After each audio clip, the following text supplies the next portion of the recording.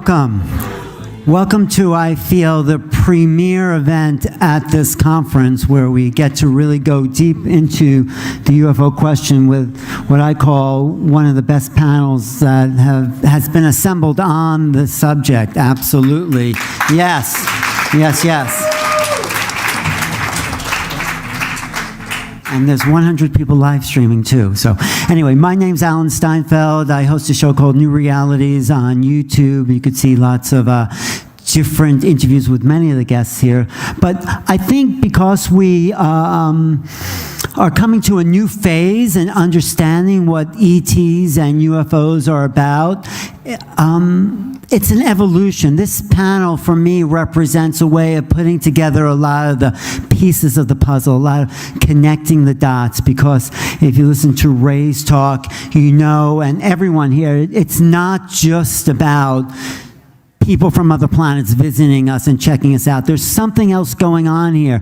And if everyone here can sort of gear towards their little piece and their little dot, maybe we can all connect the dots and create a bigger story of what's going on. I mean, I don't think anyone has the whole picture, although many people are close. My good friend Whitley has, you know, he's as close and as lucid as you can get to almost touching the thing as it touches him in his ear, you know, his implant in his ear. He's always in touch with it. So let me just introduce the panelists, and then I'll throw out a couple of questions, and then I think a discussion amongst the panelists, and then we'll take some questions. But like I said, Whitley Strieber, the author of Communion and many other amazing books, has been a warrior on the frontiers of consciousness, because it's that image of that being on the front of the book, that with the big eyes, that have set the iconic understanding of what ETs are. But if you read those books, and you read one of his latest books, Supernatural, it's an evolution that awakened, I think, for you, that you're still coming to terms with. Is that true, Whitley? You want to comment? Oh, yeah, very much so. Okay, and then we'll ask for comment. And Barbara Lamb, who's dedicated her life to understanding the abduction experience and taking people into regression and showing a really positive side to this experience, that it is about human conscious evolution. You would agree with that? Okay. Just making sure we're on the same page.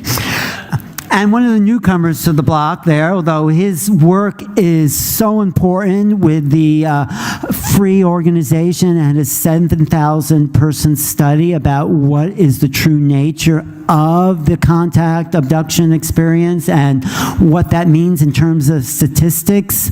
Ray Hernandez has done incredible work just in the last few years on that.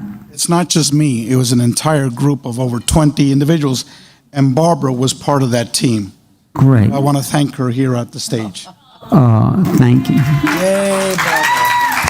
So, also I want to acknowledge the work of the Hurtaks, who really one of the early investigators since the 1970s. They've been publicly exploring who's visiting our planet. What are these extraterrestrial races? But not just extraterrestrial, ultra-terrestrial, UTs, interdimensional, cosmic beings. How does that interface with who we are? What is their real message here? So I'm happy you're both here, Dr. J.J. Hurtak, Dr. Desiree Hurtak. Thank you for that. Is that true? When did you start your work, J.J.? Thanks, Alan. Actually, it was in the early 70s, 71, 72. Mm-hmm. Right. And thank you for continuing. Thanks for being here. Thanks, Desiree. Travis Walton, again, is one of the heroes of our team here. He has withstood ridicule and slander just for saying what happened to him. Just for, hey, I mean, you weren't exactly an innocent bystander, but you were just standing by, and boom. But, you know, 45 years later, people are still questioning about, hey, did this really happen? I mean, if the story was you've held to your story because it's the truth. I mean, that's your experience. What's that? Was that a comment? Anyway, thank you, Travis, for being here. And I want to introduce my good friend, Phil Gruber. We practically grew up together. Phil actually really introduced me to the whole field of this conscious awareness, and I'm not sure of your understanding about ETs, Phil. Do you want to give us a brief, description of what your relationship to the extraterrestrial, or what the cosmic consciousness? No. Okay. That's why he's my best friend, sure. Never answers my question directly. Okay, we'll get back to you. And Jason Quitt, I think you represent the next generation, the millennial understanding of what's going on here and this integration of a spiritual consciousness. Would you have any comments about that? About you're representing a kind of new wave of people? Yeah, sure. Basically, my whole life, or growing up, I thought this was completely normal and everybody knew about being a multidimensional being and leaving your body. And then I started to talk to people about it, and I realized I had to shut up. So, right, exactly. It's good to bring it out publicly. It's part of the healing process, I believe. Yeah. Okay, so that's our ground rule. That's our framework here, and then we'll take some comments. So let me start with Whitley. I just want to acknowledge Whitley and Travis are really some of the foundational contactees in this whole field. I mean, they've opened up people's minds to so much possibility. So Whitley, in your understanding from making contact, and then he wrote a book called Supernatural, which puts the whole thing into a new perspective. What do you make sense of now in terms of who these visitors are and what they're trying to do to help our evolution? Well, thank you for asking me a simple question that I can answer easily. Okay. There's no simple answer. I think that because of our bodies, there's nothing wrong with any of this. We are kind of living behind a barrier, and the barrier is the physical body and our senses, which direct us out into the physical world around us, and they do that because we need to sustain this very complicated, big, blood-filled, organ-filled machinery. And so we're very fixated on the material world. And as over time the material world has become richer and richer, we have become spiritually poorer and poorer. And what is happening now is, on one level, an attempt to reintroduce us to this lost or abandoned level of ourselves. Because for almost all of us, the soul is very hypothetical, even those of us who say, well, we have a soul. We can't actually sense anything on that level. We're anesthetized to it. And the result of this is that the whole thing has kind of gone off the rails, where there are now way too many of us.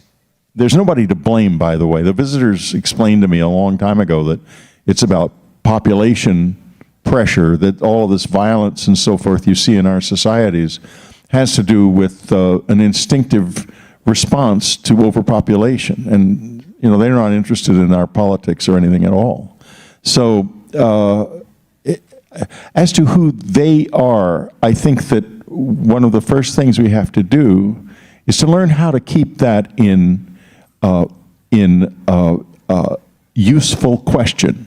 In other words, it's a question that you don't jump to answer, and you don't say, well, these are demonic and these are angelic and these are reptilians, I don't like them. These are grays, they're kind of creepy but sort of okay.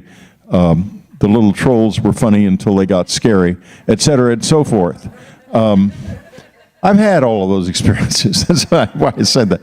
We need to instead to look inside ourselves and ask, who am I?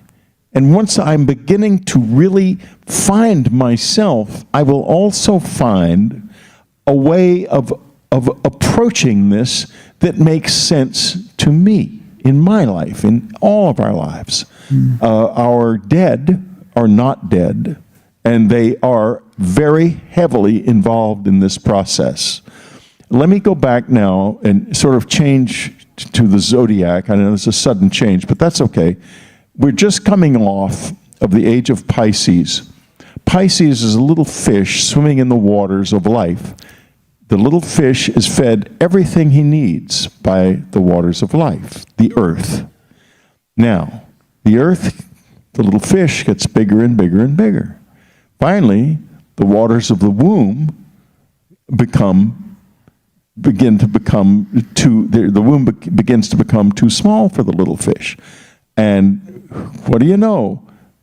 The earth begins to break her waters, and we start to go down the birth canal.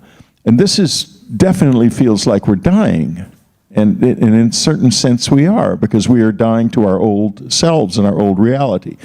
That is the end of the age of Pisces, and the age of Aquarius comes along, and what do you see? The water carriers pouring the water out, because we are being poured out onto the shore. We're still a little fish.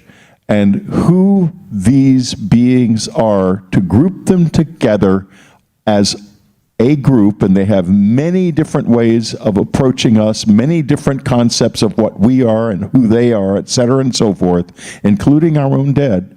They're midwives. They're midwives to the birth of man. Thank you, Whitley. Very nice. So Barbara, in your work, have you seen an evolution from working with abductees, contactees, as a kind of an awakening process happening, or are you getting the same kind of things you've seen all along? I've seen a lot of awakening amongst people. I started doing this work of regressing people to extraterrestrial encounters in 1991, and it's been a lot of people, well over 2,000, and some of them have had a lot of regressions amounting to, about 4,000 regressions, I think. So I've really seen a lot, and not only are there many, many different kinds of beings, whom we call extraterrestrial beings, coming to Earth, but they all have different agendas. So it's very difficult to sort of make blanket statements about the whole phenomenon.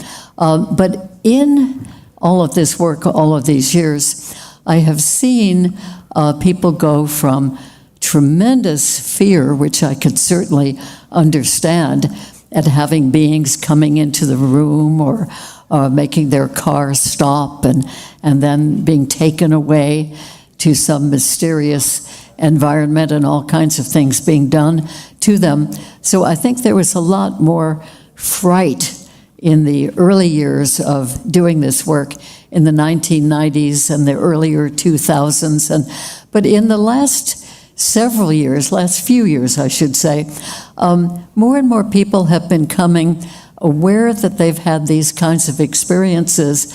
And now, more than ever, people are coming to know, wanting to know more of the meaning of these experiences and what is the larger picture going on here. And many of these beings who come to us are interdimensional beings. So that's opened up the whole subject of us and what are we, and are we interdimensional beings, and then bringing in the whole spirit aspect of things, as you very well know, Whitley, Yes. with Anne, and I've known from people dear and near to me who've deceased, and that whole realm is very conscious and awake, aware, alive, active. So a lot of people have been coming who want to know more than anything, not only about their experiences with these other beings from other realms, including extraterrestrials, but mainly knowing what is their main reason for being here in this life. So maybe you agree with what Whitley's saying. It's like we're being birthed into a new consciousness, a new... Yes, I definitely think so. And it's a joy for me to meet person after person. There are a lot of you here of this type who are really recognizing that we are so much more than just these human beings living in human bodies in this one lifetime. I began all of this regression work in past life regression therapy for several years before getting into the extraterrestrial part of it. And now the whole work, the whole outlook is becoming so much more multidimensional. And the fact that we are all here, chosen by our souls, as I see it. This may develop as I go further, but I see it that we are ongoing, continuing souls, probably forever, as far as we know. And we do choose to come into these lifetimes. And it certainly seems like there are some major themes that we come into this lifetime to work on. And there may even be one overall purpose for coming into this life. And we can find that out by this process that we call regression, because we can go back to the soul state of being just before coming into this lifetime and really seeing, knowing what our soul has chosen for us, for these major things and this major purpose to work on in this lifetime. So with all this part of the work, I really do see that more and more people are growing into the larger picture, the larger consciousness that we all are and that is in existence. Thank you, Barbara. Thank you. Actually, what you said reminds me of one of my favorite quotes by John Mack, Professor Mack, who was a Harvard-trained psychiatrist who looked at abduction. He said, UFOs are like an outreach program from the universe for the consciously impaired. That's us. So, like, they are here to wake us up to something else, which I think really takes us to the heart of your work, Ray Hernandez, because what you started out was looking at the contact experience, and you realize that was only a piece of it. That was only a small portion of who we are as human beings. So the work you're doing now is in consciousness, taking and extending it. But what do you think about what Whitley and Barbara said, is the fact that we are waking up to, in a way, being a new species of awareness? How does that fit into the work of what you're doing? First of all, for the folks that do not know who I am, I was part of a very large group of mainly PhD academics with researchers like Barbara, like Kathleen Martin, Mary Rodwell, Denise Stoner, Dr. Leo Sprinkle, which grouped together the academics that were interested in this topic with the people who had their boots on the ground. And what we did over a 5-year study is we did the world's first comprehensive academic research study of individuals that have had UFO contact, but also contact with non-human intelligence. And we published our data findings from over the 5 years of our research in an 820-page book titled Beyond UFOs, The Science of Consciousness and Contact with Non-Human Intelligence. And much of the data from our book contradicts what is circulating in materialist mainstream ufology. Now, to address your question, I totally agree with what Whitley said and with what Barbara said. And let me start addressing that response by posing several questions to folks here. The field of near-death experiences, what year did that come into prominence? That was 1975 with the publication of Dr. Raymond Moody's Life After Life. Okay? The UFO contact experience, when did it really take off, even before the internet? You mean with Whitley's book or with Betty and Barney Hill? I would argue with Star Trek. With Star Trek. All of a sudden you had all these people talking about beings, space, other planets, other dimensions. Okay, and then people... I was obsessed with that show. Got captivated. Again, when did that take place? We're talking about the early 70s. Which was the last thing? With Star Trek. Oh, right. Okay, so the UFO and the space people and all of that really launched with Star Trek. Out-of-body experiences. When did Robert Monroe begin to publish? It was probably the 70s also, right? In the 70s. Now, is that a coincidence that 3 of the major, what I call, and our group calls, contact modalities are the different ways that humans are piercing the veil and having contact with non-human intelligence. I would argue the 3 major ones are UFO contact, near-death experiences, and out-of-body experiences. Is a coincidence that all 3 of them became known to humanity, and we're talking before the internet age, okay? Yeah. Pretty much. Travis's experience was 75 as well. Yeah, there were. That's also when close encounter experiences began to emerge, because Travis's experience took place then, the Pascagoula experience took place then, and the Betty and Barney Hill experience became known in that era. So it sort of goes along with what Whitley said, the age of Aquarius, the 60s. Let me Go get ahead. to that point, Sure. okay?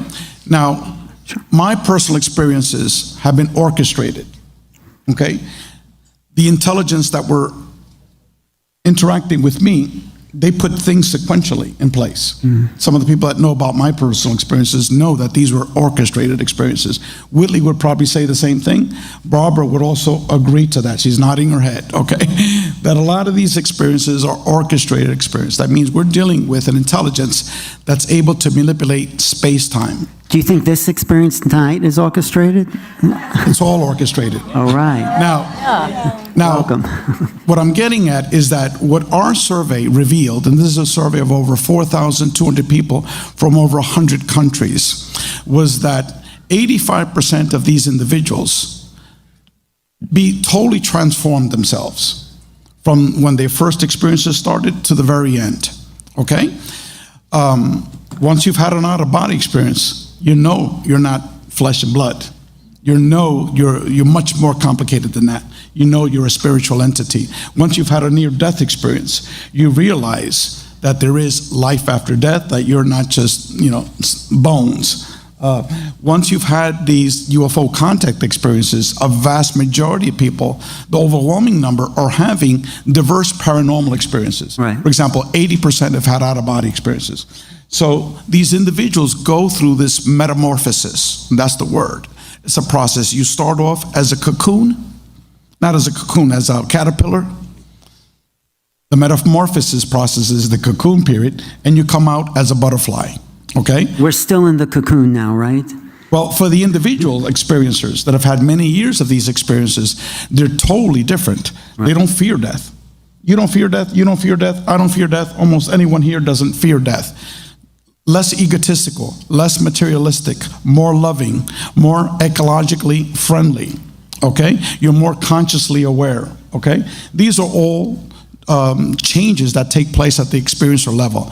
So I think what's taking place is that humanity is being awakened to our multidimensional reality.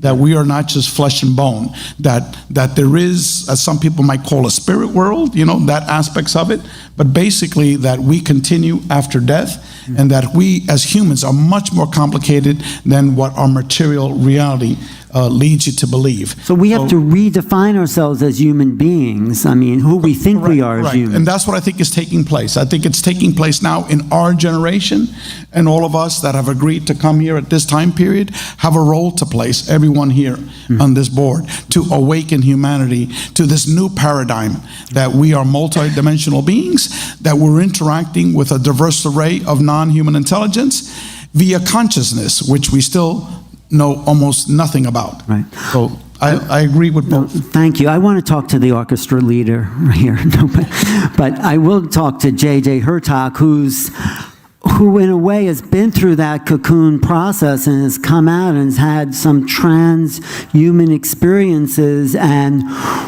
what are we becoming, J.J., Dr. Hurtak? Because you've seen the scope of multiple dimensional realities. Where are we going? We are forging a new anthropology. I would call it Homo Universalis, universal humanity. We're realizing that we have cosmic dimensions. We're multidimensional beings. In my research with colleagues at SRI, Stanford Research Institute, it was very clear years ago through government-sponsored studies that we had also the ability of non-local energy coordinations and consciousness projection. So we are, Desiree and I, involved for many years now with contact experiences of the fourth kind and the fifth kind, and with the higher non-physical, spiritual, interdimensional levels of cosmic intelligence. So what does the new human being look like then that we're becoming?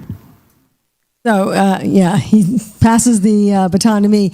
Basically, we are able to do more with who we are. I think that's really important for all of us, so that we are never at a loss for being able to manifest reality. So if we want to heal something, if we want to manifest something, we're more and more empowered to do that. But one of the good things about being here in the physical dimension, if I can say, is some of our thoughts are not necessarily what we want to always manifest. So we have to learn. This is kind of, Dr. Hurtak calls it schoolhouse earth. We're learning what to do with our energies, and we're doing it in a way, yes, we manifest really negative things sometimes, but for the most part, hopefully it's not affecting whole worlds. In some cases, of course, it is. But can you imagine if you have that power, what would you do with it? And I think that's the real questions that we're going through now. If we have the power to heal, if we have the power to make war, if we have the power to love, if we have the power to destroy, what are you doing with your energies? And those beings on the other side have those powers. They also have a consciousness ability, which is beyond what we have developed to date. But this is unconditional use of power, unconditional use of love, unconditional use of the power of the higher mind. So is there a space law system out there?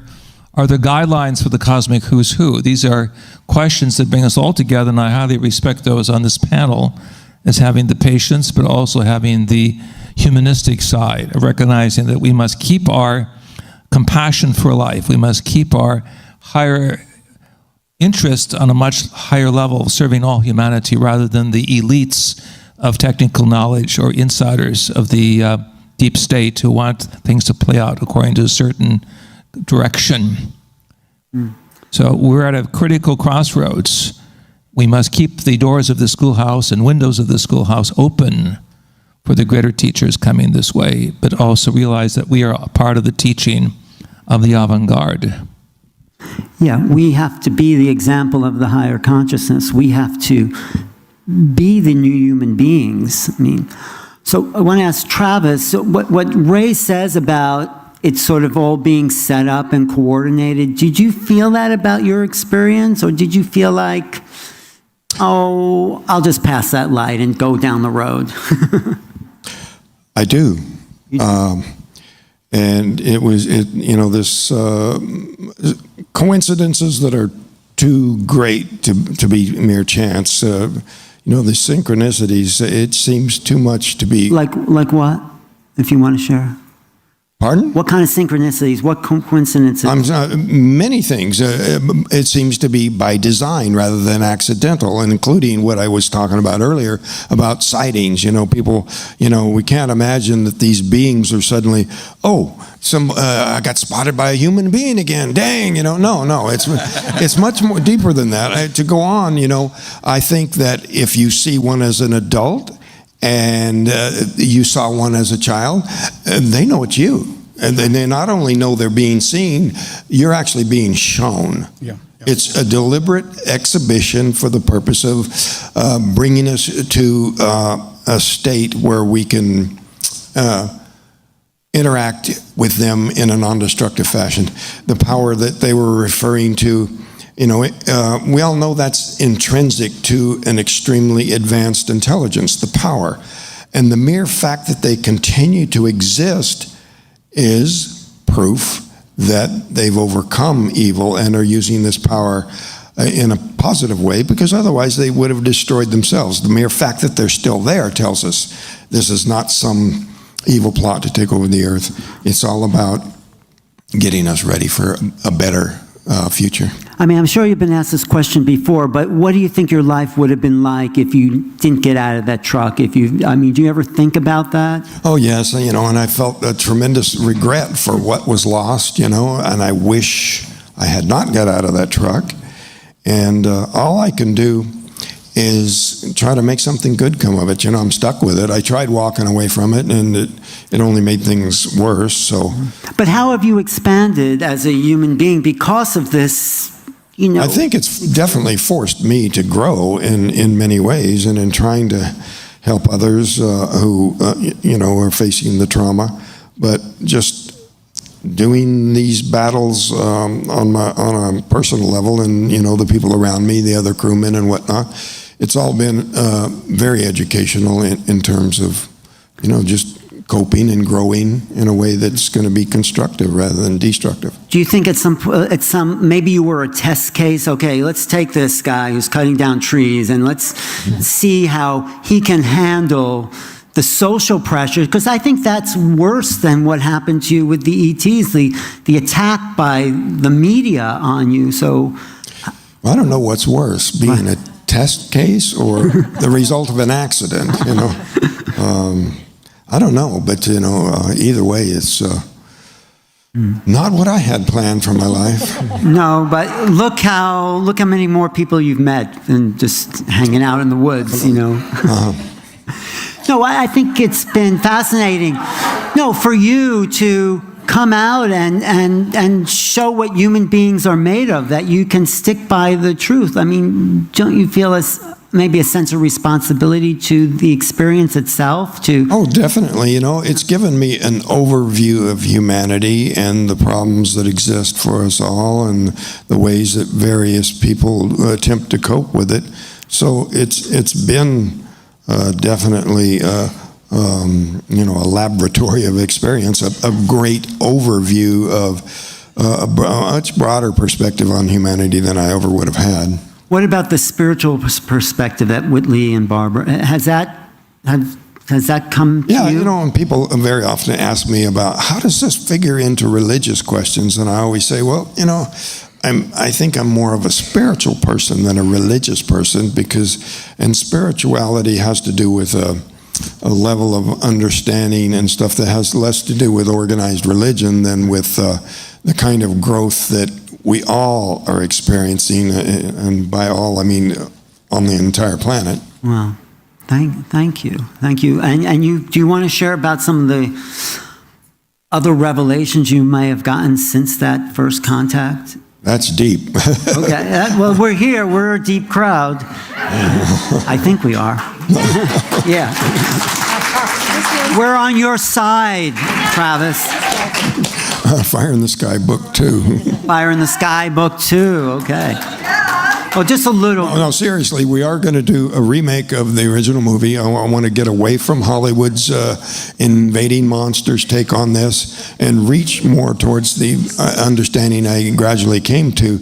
It's an entirely different, I still want to communicate the trauma that it was, but explain that it was a misunderstanding, that I didn't truly understand what was happening.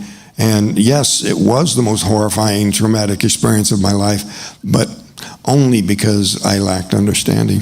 Right. Yes.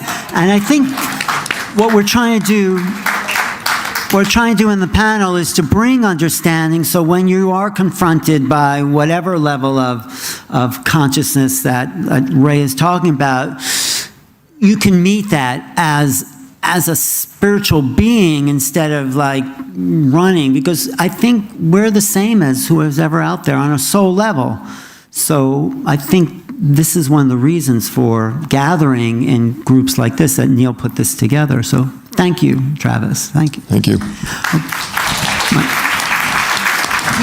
I mean, Phil has had a vast amount of experience and has studied the esoteric literature. So within the esoterica that the metaphysical literature you studied, how do you fit this sort of conversation in there? Well, I prepared something pretty special. We all seem to be searching for something that was lost, and in order to connect us with the ongoing moment of creation, which is, I think, why we're here.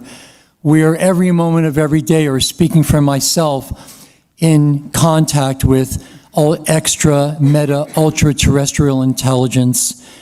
I've concocted a little exercise here to connect us with that ongoing moment of creation and hopefully a true contact experience with higher intelligence. If you could close your eyes and breathe easily and gently.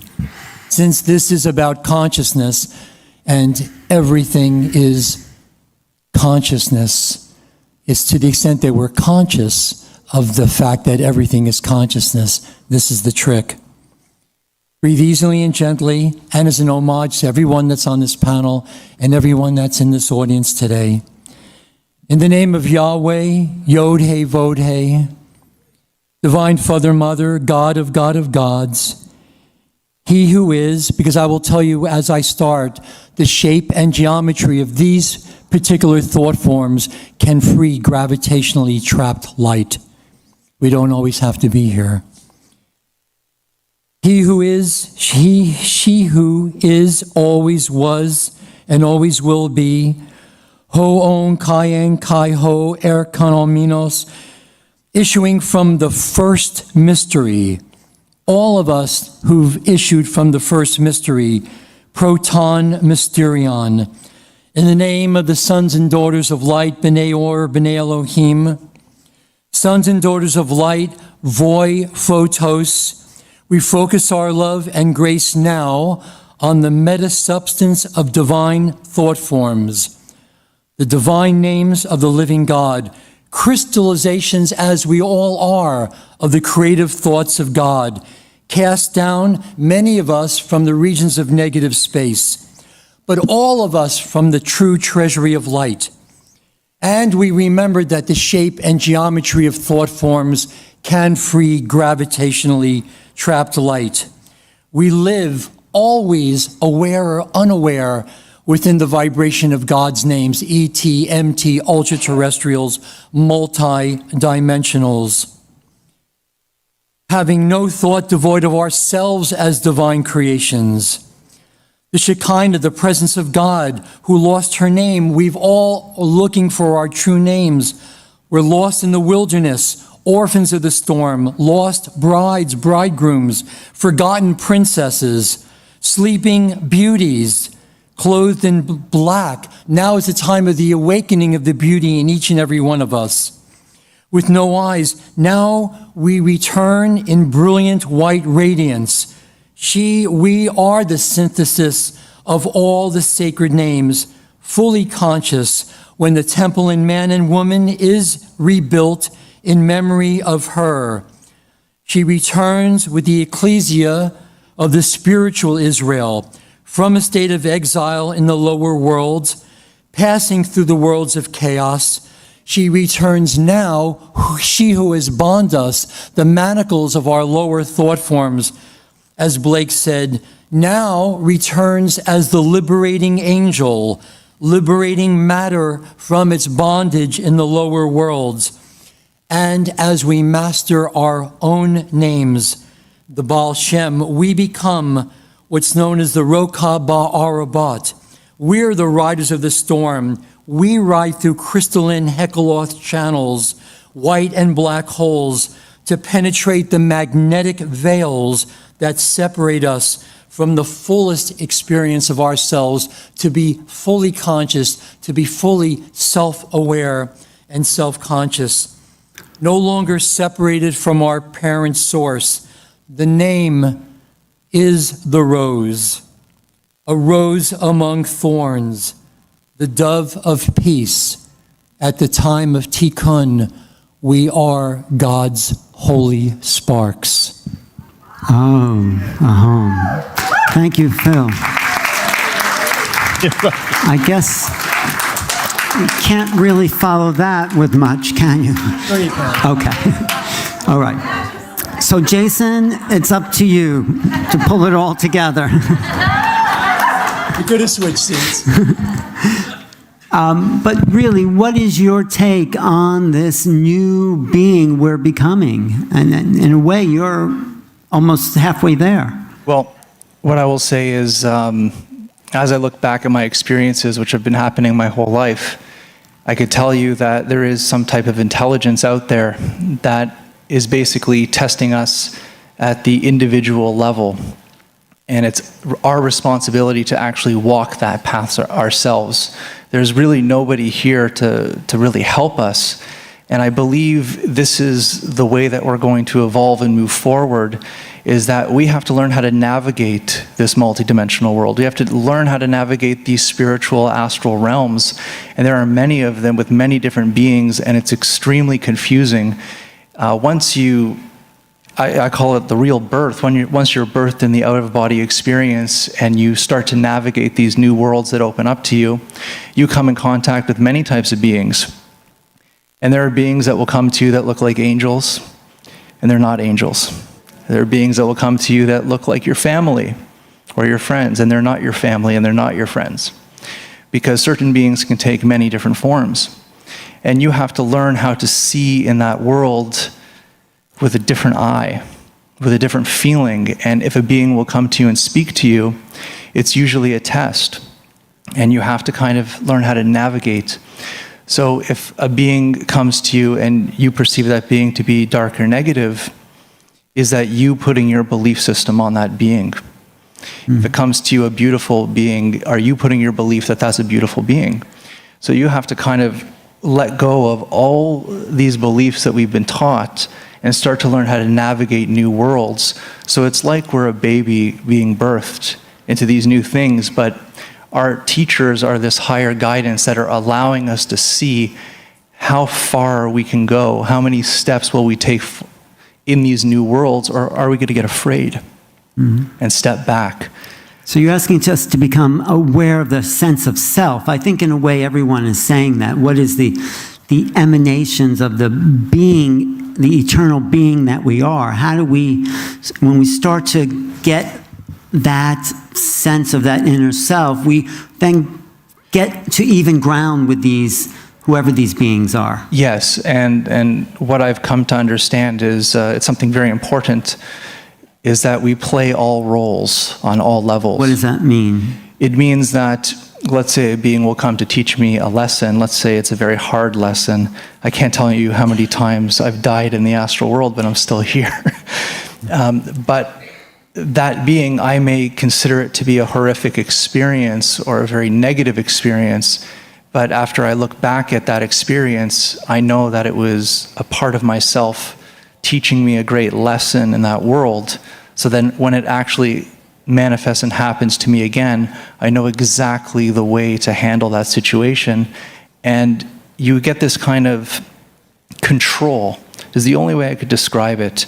You become, you get a strength in these worlds where you can actually start to control the situations. So when you're first dropped into these worlds, it's almost like you're being pulled to places, you're getting used and abused and hurt, or your energy is being taken. And eventually when you learn how to navigate and protect yourself, you get to a point where that will stop.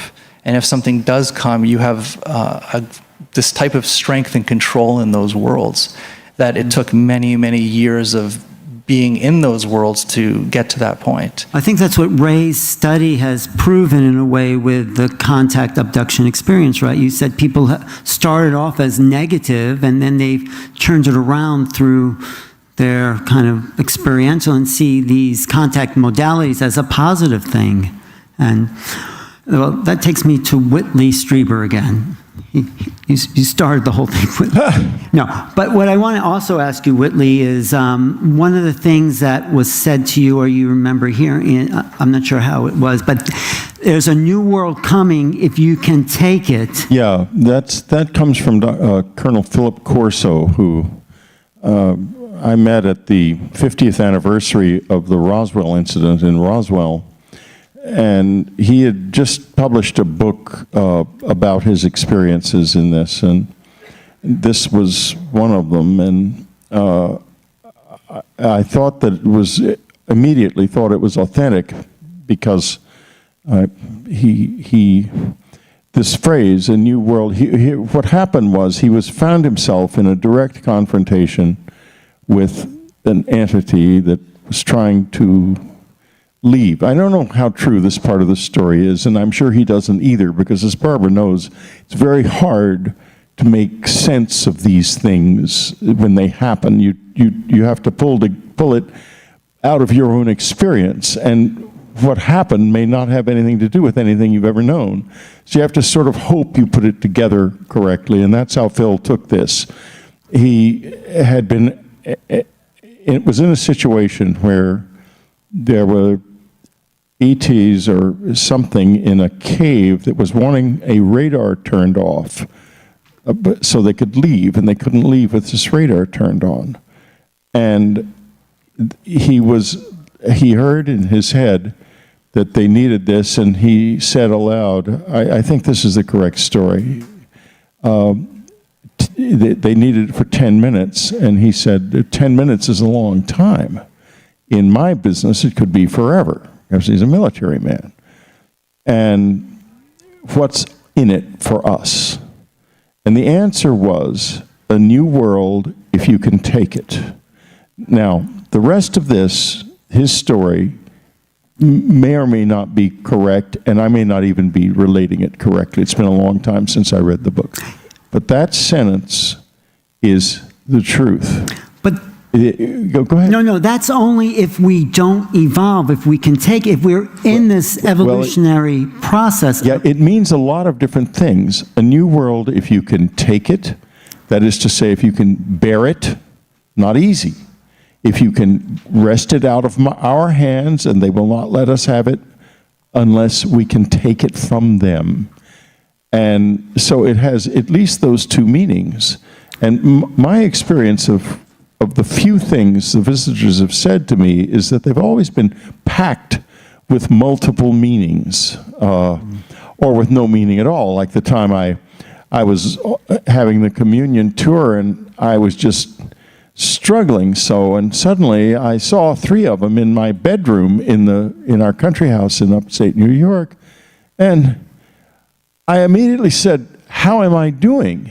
Because I was going out there and getting beat up ruthlessly on television and the radio and everything. It was horrible. And they all answered at the same time with different answers, and I couldn't understand a word of it. And then they disappeared. Was it a good thing? Were they happy about how you were doing? I don't know what they were. I do know, though, that they were that I have been a big practical joker in my life, and the biggest joke I've ever been involved in is the one that's been played on me by the appearance of the visitors. But what about the fact that, in a sense, we are becoming the ETs? I mean, I had an experience of you, Whitley, after a lecture where I sort of saw you transform. I don't want to give away any secrets, but your eyes flash. Okay, we won't. No, go ahead. You've started now. No, I'm saying we are all becoming a sort of ET, because we actually always were not of this earth totally. That's my experience. Well, look at the planet and look at us. The planet has violent seasons. During the period of its extreme cold, the last period of extreme cold, known as the Ice Age, what happened to us? All of our hair fell out. We ended up naked. Naked, we had to figure out how to clothe ourselves. We were in a situation where there was very difficult to get food, and we had to organize into societies in order to do that. And we still aren't completely integrated into this place. Whether we came here or dropped here or evolved here and had a series of terribly unfortunate experiences, I don't know. But here we are, naked and alone. Naked and Afraid, like the show, right? What show? There's a show on television, Naked and Afraid. I don't watch much television, but I take your word for it. So, okay, we're here, and now what? Oh, let's ask them. The rest of the panel probably has ideas about now what. No, but I think we're evolving. That's what I'm getting the sense of, that everyone has a piece on this. Well, I think we are too. I think that there is a tremendous amount of evolutionary, but like the last time, about 12,000 years ago, something big hit this planet. Big. And that's the era of the floods and all of you know what happened in this continent then, and this is not speculative, this is ordinary geology, you learn it in college, is whatever happened, there was a fire that literally covered three-quarters of the North American continent. And then there was a flood because the ice melted, the Laurentian ice sheet melted right after the fire. Robert Schoch talks about this. And it flooded the whole continent. And then as that water receded, the ash and the plankton that had been on its surface settled into the mud, and over the years this became known as the black mat, and you can still find it all over. In fact, not too far east and north of here, you'll find, if you dig down about 11 or 12 feet, there'll be this line of blackness, then that's the black mat left over from that period. And that's just a little bit of what happened. All over the world, there's stories of these floods. Huge numbers of people were wiped out. The bizarre events that took place in the human experience and the human mind, such as the Göbekli Tepe, where all of these dolmens were created over a long period of time and then intentionally buried. And they've only uncovered a few of them. There's a huge number of them out there. Or Stonehenge was built.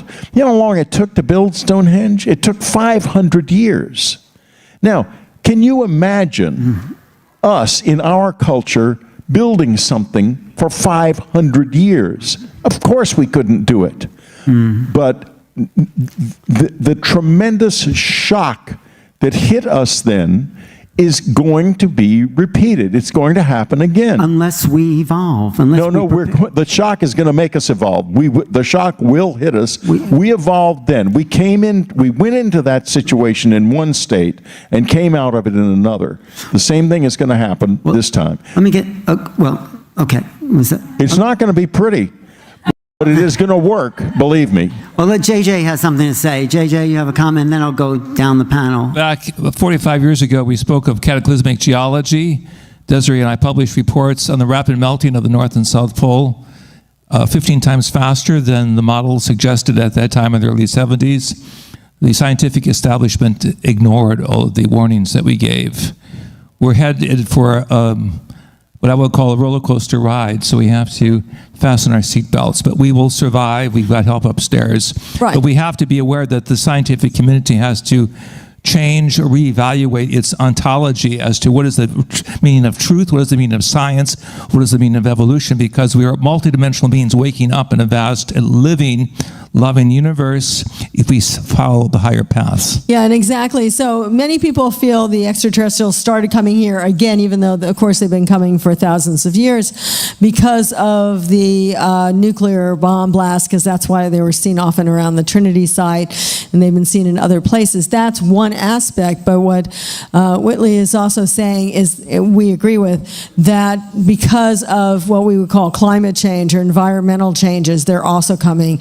And according to our work, and specifically the Keys of Enoch, they've been the ones giving us the information for the last 45 years to speed up our science and our information and our wisdom, and that includes archaeology and astrophysics, so that we can be prepared for this handshake that we need to be prepared for. So because of these changes, as what Whitley is saying, we really have been given this information, and so now we have to be able to use it. Alpha and Omega, the archaeological wonders of the past civilizations that were here on Mother Earth, and the Omega minus knowledge of future civilizations that we'll be connected with as we become cosmic citizens. So you say it's really time we have to grow up and take responsibility for our mess. Yeah. Right. And do a dance while we grow up. Do a dance? Cosmic dance, like the ancient Vedas speak of. Okay. Vedas, But- Sanskrit text. I also wanted to find out how much are we evolving into the ETs themselves? Like in your work, Barbara, do you see more of a merging of us with what people say? Is there contact experiences with those beings that are making contact with us? Oh, I think a lot of people are receiving information from the extraterrestrials and perhaps other dimensional beings as well. I mean, we hear about downloads of information. It's happening with a lot of people whom I know, and the downloads could happen when they're sleeping. Sometimes the longer, really detailed download seems to be happening when people are so deeply asleep that they cannot be awakened by whomever is sleeping with them and would like to wake them up. Sometimes it happens when people are meditating or just driving or walking, going about their daily lives. But a lot of people are getting information about physics. There's a man I know in the Los Angeles area who's, for about a year or so now, has been getting downloads about what he calls advanced physics, and he never had any background at all in physics. And he's getting information about a new system of mathematics. This is just one example of many, but many people are getting information of a more spiritual nature, and some are getting information about health situations, health advices, and so forth. So I think there's really a lot of this. Maybe it's always been happening. I don't think it's always been happening. I think we've been asleep and now somebody's waking us up. That's my... It certainly seems like that. And more, look at all the people here. There are more and more people going to gatherings like this because they are awakening and opening up. It's really very exciting. Whitley, what I don't see so much, though, is the really young people. I may be wrong. I hope I'm wrong. I don't see teenagers and people in their 20s particularly. I'm almost 40. Oh, you're not Malayan. Yeah, but you know, Yeah. that worries me too. Yeah. But at the same time, when I was in my 20s, I had no interest in any of this. I only had an interest in one thing, girls. And booze. Booze was interesting too. Well, you're from Texas, so... Marijuana probably would have been, but it was illegal then. But, you know, I mean, they're in a different headspace. But what we do need to see is more people in their 30s and 40s and so forth. And when I look out across this crowd, frankly, I see a lot of you are in that age group. So good. You know, I think this is working fine. I'm not so concerned about it. I mean, if there were a bunch of 20-year-olds in here, we might be in considerable amount of trouble. Really? But I think we're being forced to evolve. We're being pressured. Travis, what were you going to say? Well, you know, many people are coming out to these sorts of events, and yes, they're awakening, but not to discover a monolithic truth. Right. What they're awakening to is a search and a questioning. And, you know, we need to be wary of an orthodoxy. This is the way it is.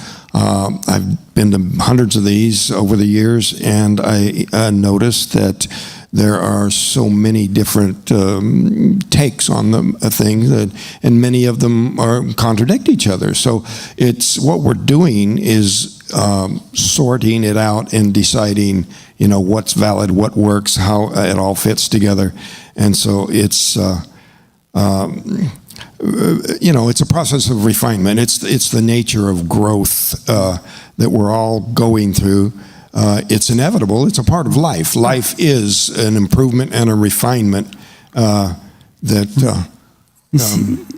You see, you have learned a lot since you've been contacted.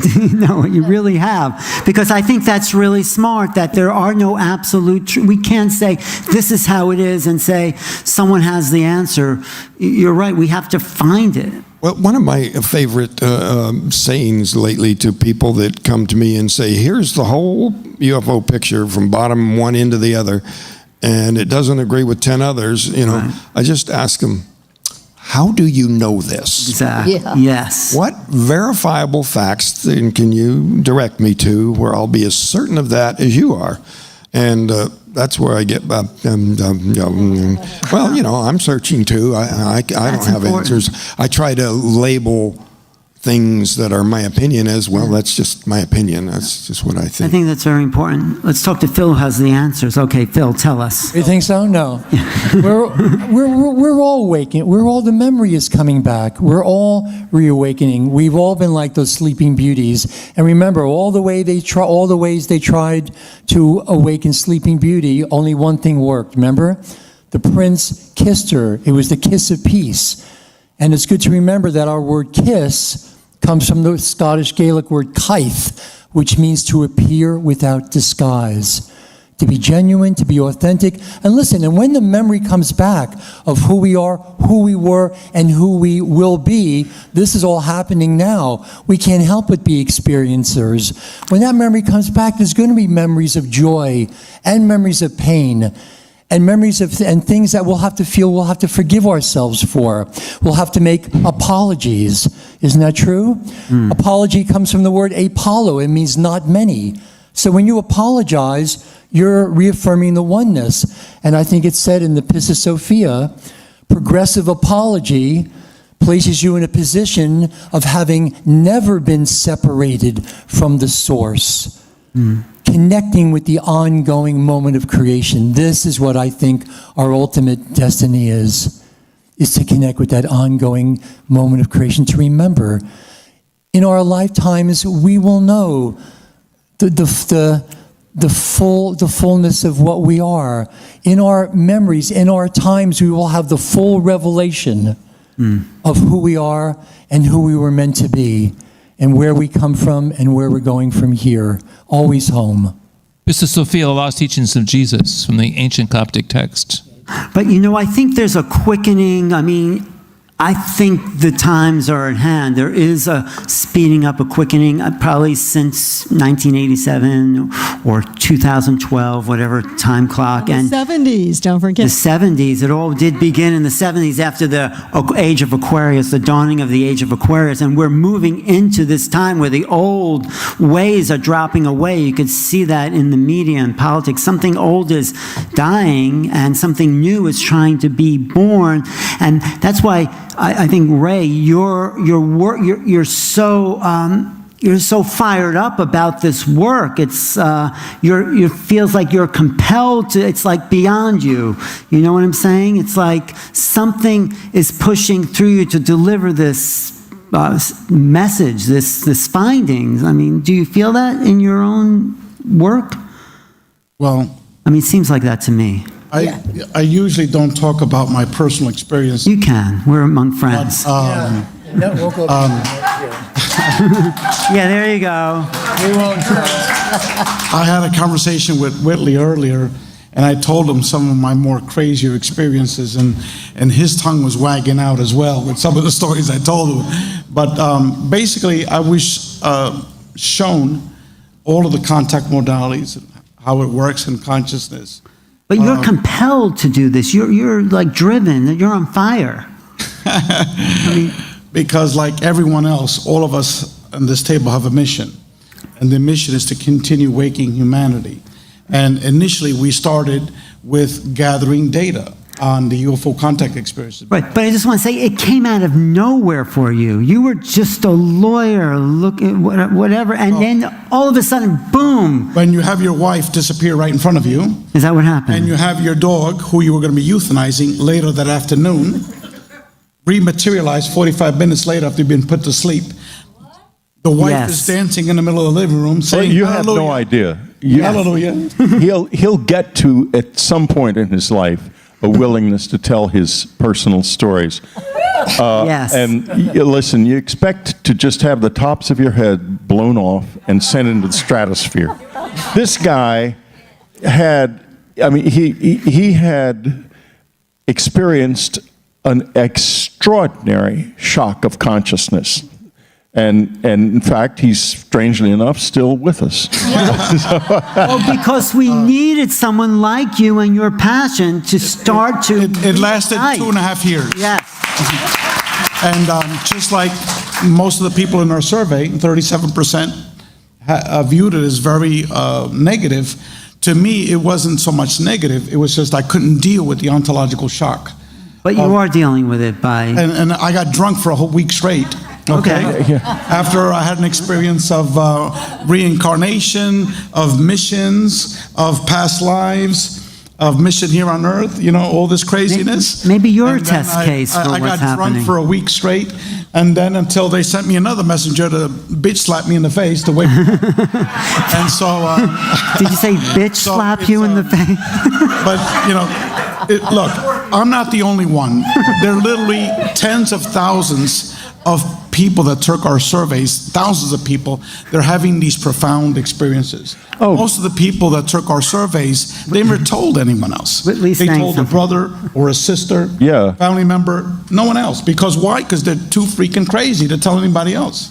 Well, you know, you read the book that Anne put together. We got, after communion, it was before email, fortunately, and we got thousands and thousands of letters. You know, probably 250,000 at least over a 5-year period. And I mean, a lot of letters. And Anne was, first, she was a very fast reader. I couldn't handle it. It was just, the mail people would come with these huge bags and just pour them in the living room, heaps.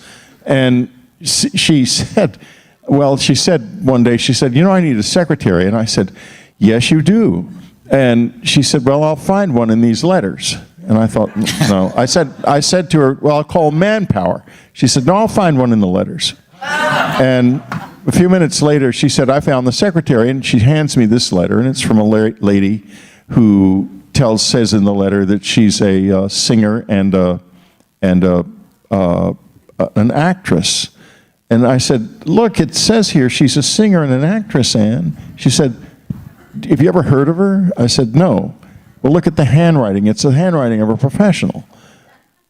I said, well, that could be true. She said, she also lives down the street. She's our secretary. Wait and see.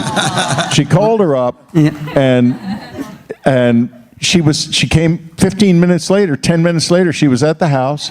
She was an excellent secretary. They worked together for 15 years. Her name was Laurie Barnes, and you can read about her story in many of my books. It's one of the most extraordinary stories. This is the acceleration of consciousness. Yeah, exactly. And, you know, my wife was just in it. She knew what she was doing from the very beginning.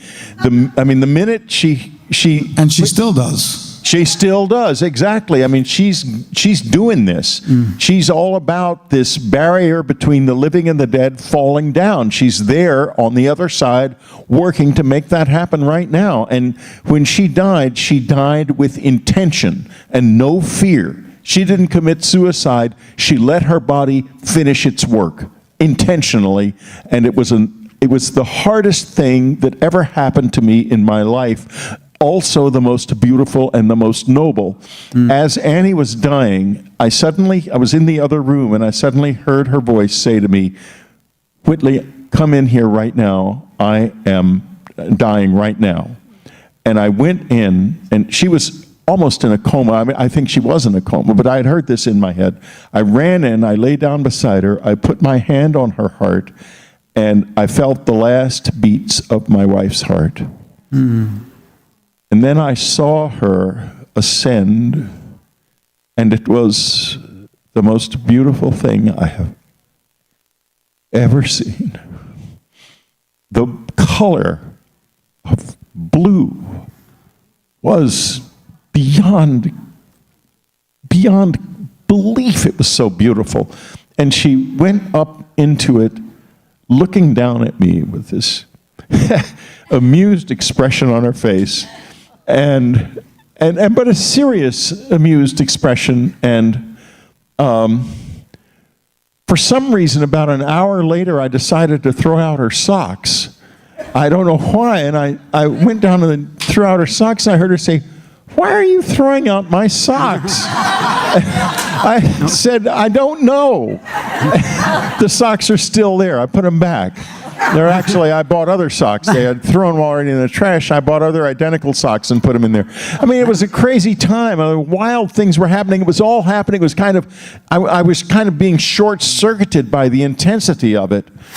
But God, what a wonderful experience. And this is what this is all about. This is what he keeps trying to talk about. I'm trying He's trying to get us to talk about, so I'm talking about it. Yeah. It's about this. Thank you. Thank you. If I could make a comment on that. Thank you. Okay? Thank you. Here I was, Ray Hernandez, total atheist, material rationalist. And I'm going to talk a little bit about my experiences. Okay? Yeah, do. Yeah. It's time, Ray. Okay? I would have thought everyone here were a bunch of crazies. Okay? This intelligence, as we all talk about, this is all preordained. It's a setup job for you at an individual level. It's an inside job, yeah. Over a 4-month period, they transformed me from a total atheist, material rationalist.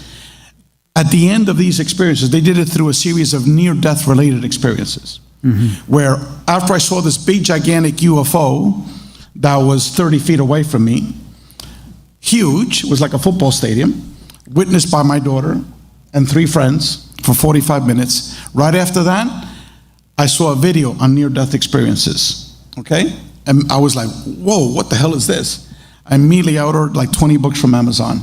I spent the next 4 months increasing my time, but the last month, it was 12 to 18 hours a day, reading nothing but NDE books. All this time, the last month, my wife was gonna divorce me. You know, you're a crazy man. All you're doing is reading these books. You don't care about the family. I wasn't doing any of my work. I was at the point of being fired, okay? And you were obsessed. I wasn't taking a shower, okay? That's a little obsessive. I wasn't grooming myself, okay? I was a crazy madman. And my wife, you need to go to a psychiatrist. They got pills for you. They can take care of you, whatever. But all this 4 months, I never told anyone about near-death experiences, only my wife. Now, what are the statistical probabilities of the first 3 people you ever mentioned NDEs to? 3 days in a row, Friday, Saturday, and Sunday. All of them had NDEs. The first one was my daughter's pediatrician. The second one was this man, Max, at a church-related social function. And the last person was my father, okay? The first 2 people, the way I introduced it was a channeled voice that came out of my body. Excuse me, doctor, have you heard the term near-death experiences? I've just finished reading approximately 300 books on the topic. Many of them were written by medical doctors such as yourself, and it's a phenomenon that you need to know about. So immediately, I was like, I'm schizophrenic. I'm dual personality. I am going crazy. I got to go to the psychiatrist. And then I saw the doctor's eyeballs pop out like this, and I said, oh my God, I've offended the hell out of this woman. Now she thinks I'm crazy. She said, excuse me, doctor, I didn't mean to offend you. I apologize. I don't know why I said that.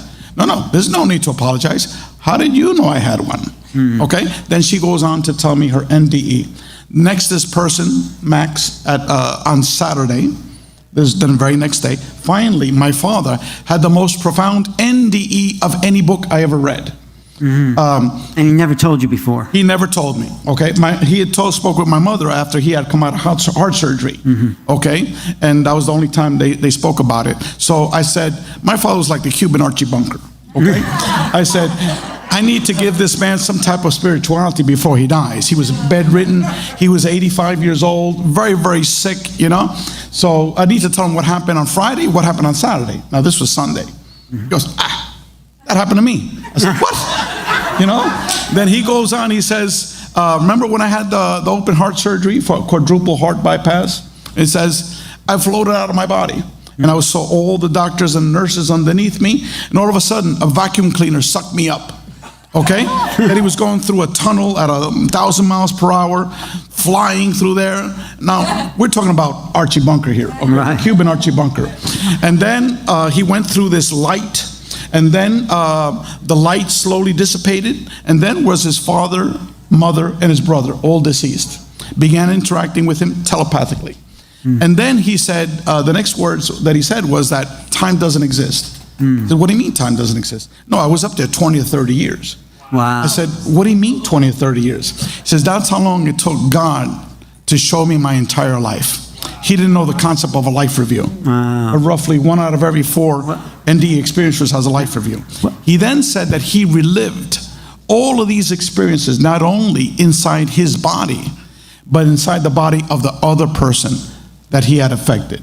Wow. And then after each of the experiences, well, first of all, God was not this guy on the throne with a long beard, okay? He describes it as a energy being, like a humanoid, but you couldn't tell any physical features. All communication was telepathic, okay? And then he said, after each of these, God would tell him, okay, my son, what did you learn from that? So he said, there is no hell, because God is pure love. He says, we're just here on this planet to learn how to love. That's all. I mean, I'm freaking out. Wow. Thank you, Ray. Thank you for that. I'm freaking out because this is my father telling me all of this. I want to say something very briefly. Okay, and then I wanted to get comments from... Okay, yeah, just adding to what he said about love, one of the most extraordinary things that Anne said after she passed away is, enlightenment is what happens when there is nothing left of us but love. Amen. Thank you. Remember that. So, Jason, it's up to you. And let me just finish that last point. On the way home from my father's house, I finally got it. Okay? I finally got it. I was so dense. I was such a materialist, rationalist type. I put down my windows, and for the first time in my life, I talked to God. And to these beings that I consider modern angels that were interacting with me. And I thanked them because I said, in a 4-month period, you have managed to transform total atheist material rationalist in someone that doesn't have a belief. I don't have a belief. I have a knowingness. Right. That I'm an eternal spiritual being. I think that can happen to the planet. I think that is, that's what how we they all brought can me go. spirituality. So, Jason, I Yes. just want to ask you, because none of this is unfamiliar. You've dealt with these realms, and sort of you were born with that awareness. So, Yes. talk No, I about was that. born knowing past lives, Right. and even remembering transitions of dying, spending time in between and being born. Like, I remember those things. But what I want to say, because, wow, I can't really add so much to this panel, but what I've learned is that, we're talking about this kind of separation of us in the spirit world, and, these beings kind of laugh because the truth is we never left that place. We're living simultaneous existences. And as we're here, we're also there, and we're helping each other.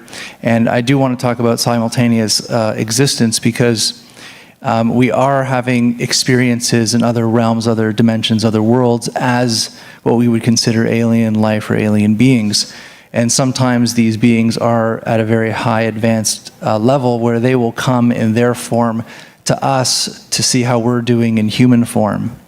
And it's like this kind of family intergalactic dimensional handshake of just checking up with ourselves.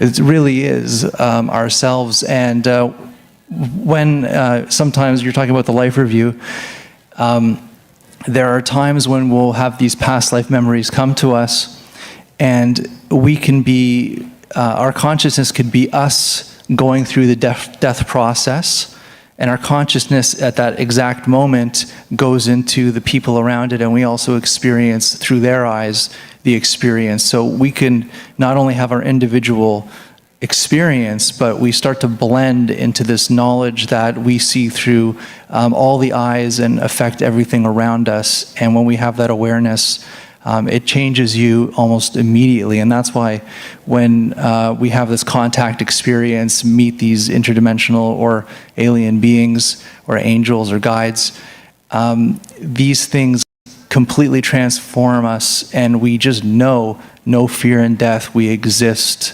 always in different forms, in different consciousness.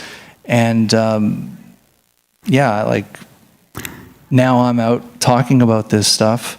But before, it was all bottled up. And it's not good to live your life with this stuff bottled up because it's going to make you very sick. Well, I'm glad you're talking about that. Thank you. I'm going to take some questions. Phil, you had... No, just, I just want to thank you and thank the panel, and just... We're not finished yet. What? No, What? Okay, get a microphone. Yes. Not characteristic, but please send up a prayer for me. In December, I've been invited to CERN in December to talk about a paper that I wrote as an undergrad at Princeton that suddenly has reemerged. Last time I was there, I ran into an odedicron. You know what an odedicron is, how to run in? You know a crab louse? You know a crab louse under a microscope? Imagine one 12 feet tall. And they're really nasty, so let's just send up a prayer for me. I'm hoping everything's going to be cool, but these things happen. Anyway, Okay, thanks. thanks. No, we're just going to take a few questions from the audience. Tell the odedicron. Okay. Oh, yeah. We only have about 5 minutes, 5 questions, 5 minutes. Yeah.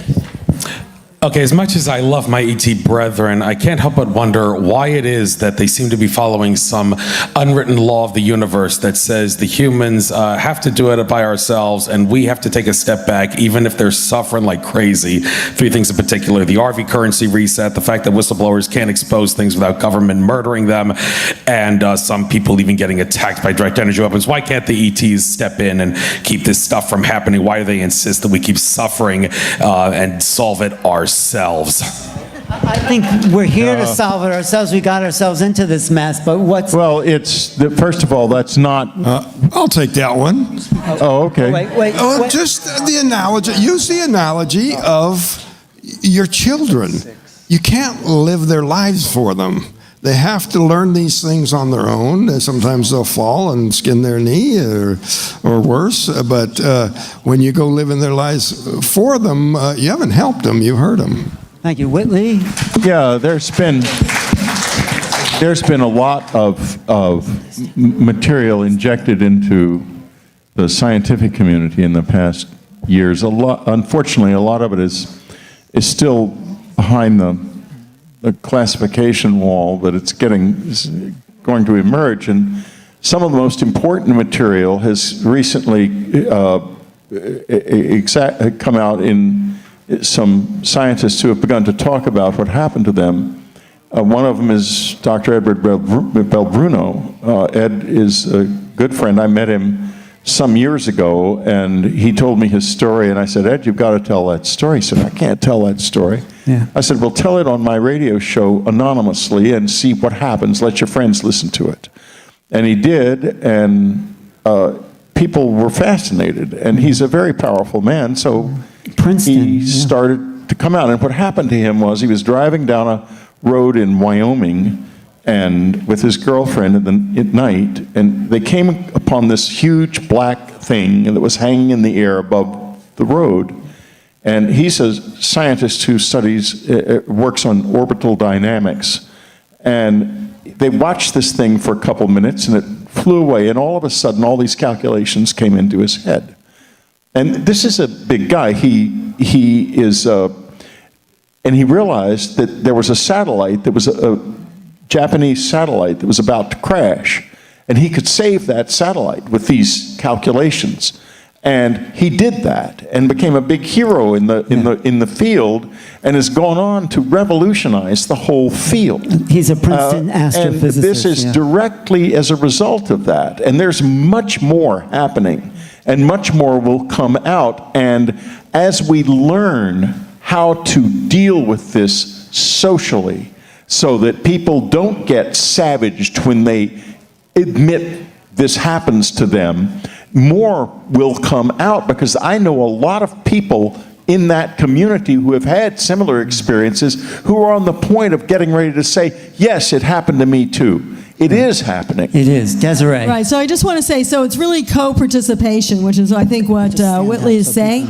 And I do believe that the extraterrestrials have done some things to help us that we don't even know of, like certain types of, satellites that are coming by, or we could say meteorites. They've blown them up. They've been over Fukushima many times to try to neutralize the energy that's there. So there's things that are happening. Even Atucha, if you know, that's a nuclear power plant in Argentina. They're always seen around there trying to neutralize.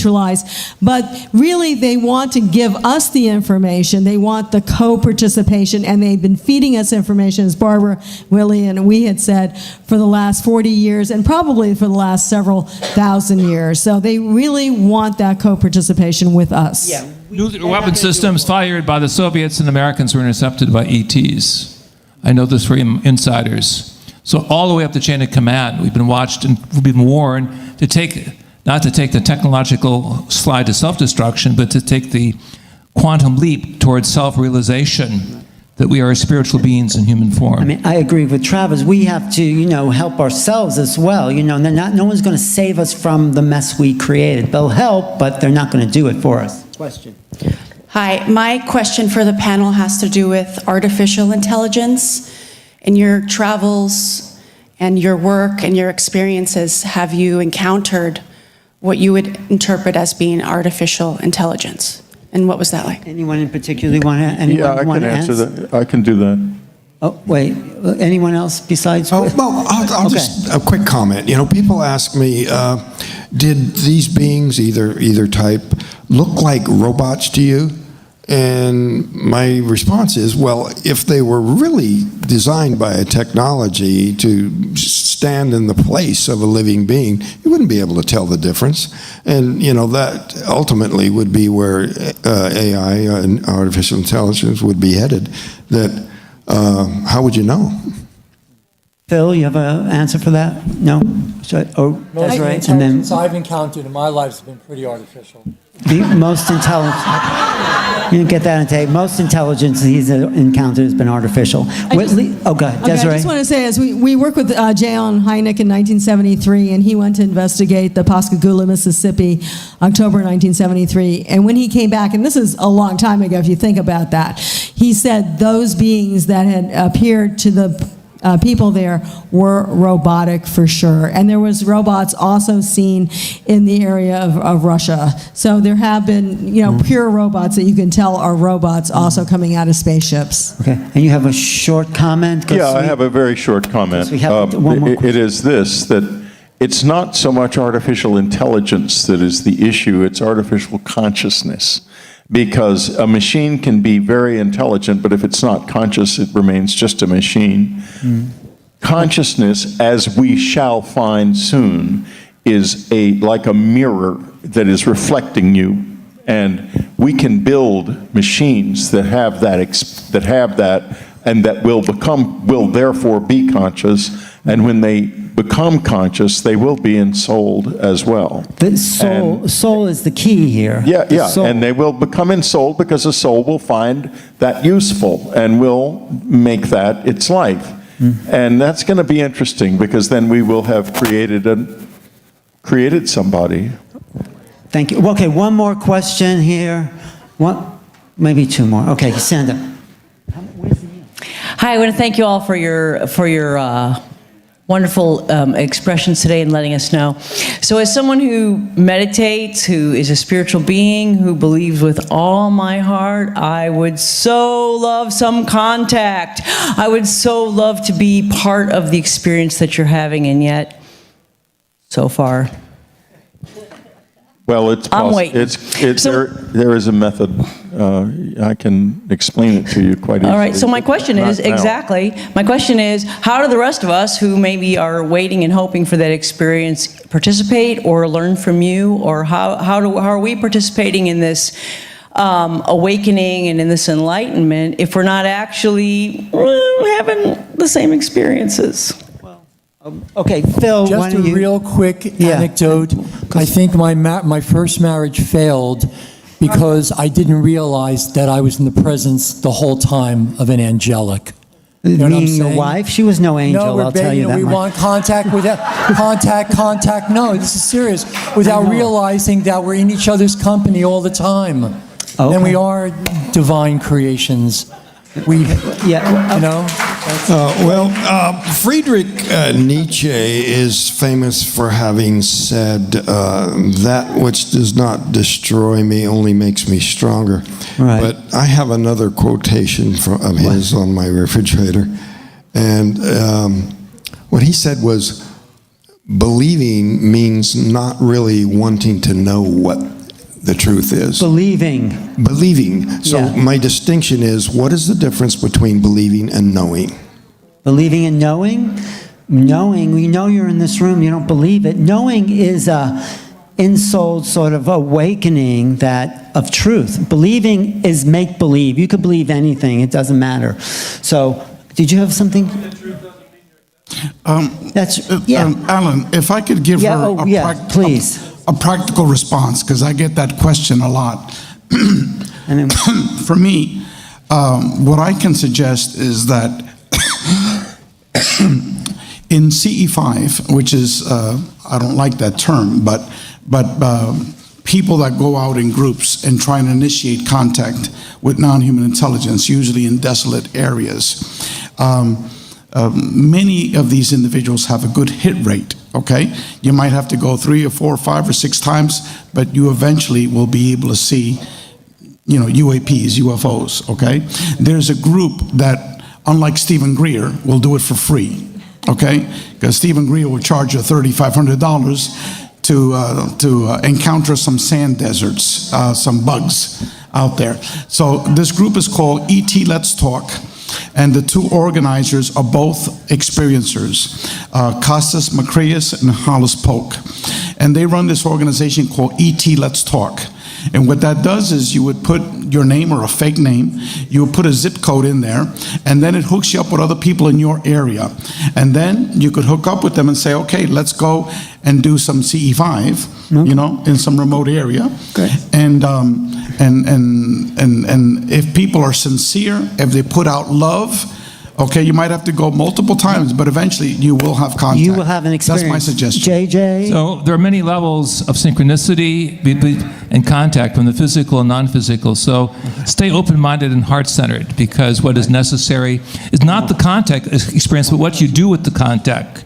Are you here to help humanity find new breakthroughs in food, in survival, sustainability, medicine? This is the whole aspect. It's the noumena, not the phenomena. It's the noumena, the higher wisdom that comes through, making you a pillar of light in a world that's going through vast and awesome change. So I just say, watch your life to see the synchronicities, because sometimes it comes through many levels. I think Jason's probably experienced that on many times. We're all having those experiences. It's a matter of being aware of it in our conscious, not just our subconscious mind. We have to really shut the mind off, and you could do that through meditation, but the best thing is you need to feel the awareness of the physical body.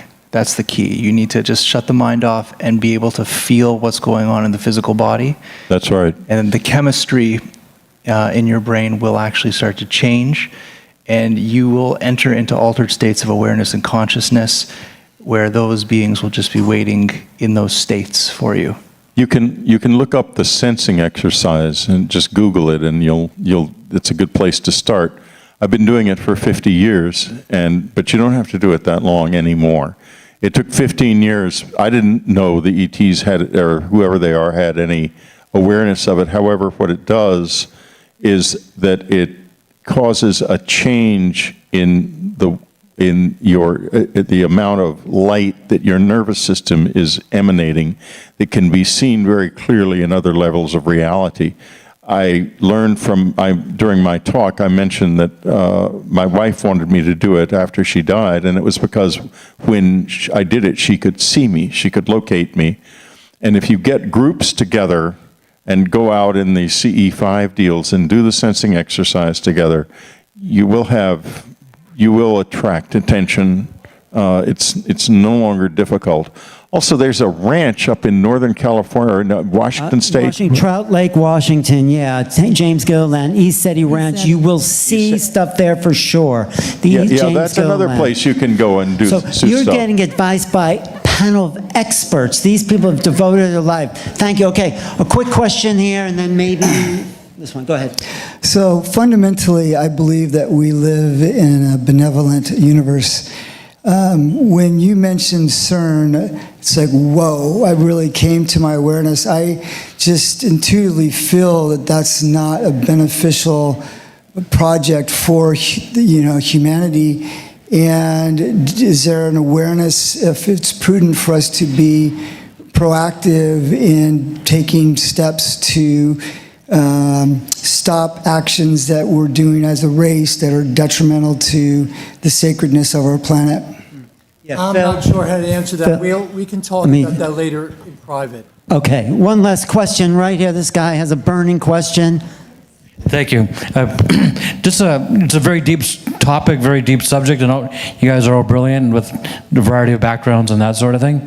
But since do you guys ever have any technical issues where you differ on different aspects or different specific points that you guys kind of butt heads on? Or do you guys, do you have a common denominator and then maybe the numerator has some variations or variety of aspects or scopes or depth? I would say that we certainly do have different takes on the whole thing, and that, one of the modalities of a panel like this is to try to get along and find where there's congruence. If we emphasize there's not a place for debate, we're just giving our different perspectives. So. Yeah, and everyone has and there's many people that don't agree with the idea that it's about consciousness. There's many people that are just into the hardware. I want to give a tribute to Stan Friedman, who was supposed to be here, who's one of the pioneers whose focus was mainly on the fact that there were craft visiting us. He became more spiritual, but there's a whole variety of opinions. What's happening here, I think, is an evolution of the contact situation. We're trying to connect the dots to create a bigger picture. So I want to thank everyone. Did you have something, any final words? Yeah. Well, one thing that Stan Friedman said is, when people ask him certain questions, he'd say, well, I have certain things I put in my gray box. In your gray box, yeah. There's a lot of people, there's a lot of confusion because of it's either accept or reject, and it's not like that at all. You can have a verdict in a criminal case that says not guilty, and a lot of people don't understand that's not the same thing as innocent. Innocent is where they proved you couldn't have done it, someone else did it, or you were somewhere else. Not guilty simply means the state has not produced sufficient evidence to convict you. And the same thing with the defined in our terms, belief. Do you believe this? I referred to Nietzsche quote on that. If you say, I don't believe that, you're not saying I disbelieve it. That's an entirely different thing. And some people think, oh, you're splitting hairs there. But it's not the same thing at all. I haven't had enough time to think about that. That would be in my gray box. So it's not in my belief box. But I'm not saying I disbelieve it. I'm not saying it's false. I'm saying it's just not in the true box yet. Yeah, we're looking for truth. So yeah, and we're developing a new language. Wait, Jason, and then Ray, and then we'll close. I would just say that what we're doing here is a modern day campfire, and it's a peaceful space where we can actually just share our experiences openly with everybody, and we just take what we need to take from that experience. So we've been doing this forever. It's just different environments. Right. Yeah. Ray? I just want to say that I've worked with a very large group of mostly experiencers. Most of them were academics. And now we're forming a new organization with a different team of large group of academics. And all of us have this perspective that we're totally fucking clueless as to what the hell's going on. Okay? That's the best way to sum it up, really. Yeah. And also, if anyone comes to you with all the answers, run away. Run away. Okay. Desiree, did you have something to say? All right. Thank you all. This is what the process of awakening looks like. Thank you all for being part of that. And stick around for Billy Carson and I'm Alan Steinfeld for New Realities. Thanks for enduring this and taking some of this truth in and making it your own experience. See you soon. New Realities. Look me up. Thanks.